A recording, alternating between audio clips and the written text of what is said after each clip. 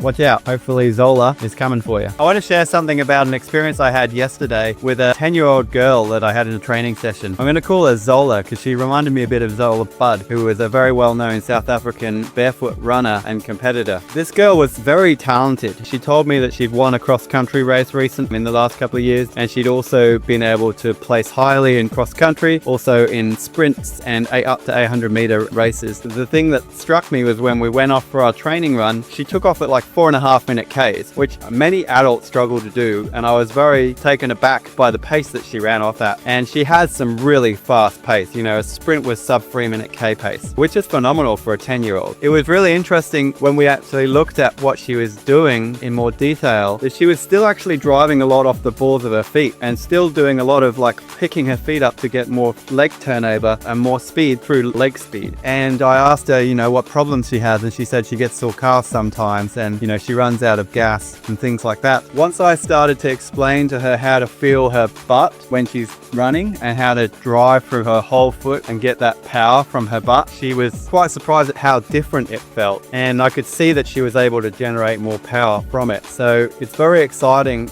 to be able to see this in even young people. But what's surprising to me is that she's 10 and she's already developed these habits. I've got a 4-year-old and a 7-year-old and a 9-year-old, and they've all been barefoot their entire life, or you know, in barefoot shoes, and they're very functional in terms of being able to generate power from their bum. You can see it when they run, they're very bouncy. We want to stay connected to that. Obviously, when we lose it and start developing this tendency to use our calves and be on the ball of our feet, it can be something that's going to limit our endurance and our speed and power and efficiency and all the stuff that's going to make running much more enjoyable. I recorded a 30-minute glute activation workshop this morning just to help people understand how to make sure their glutes do work, which I've seen in the past that people have had problems with. It's all like leads into my sort of functional step training and the idea of how to get that power from the biggest muscle in your body, which is your glute, and then which is attached to your core. If you have those things connected and you can drive from them, then everything is so much better. If you want to have a chat about that or learn more, then feel free to send me a message. Otherwise, watch out. Hopefully Zola is coming for you.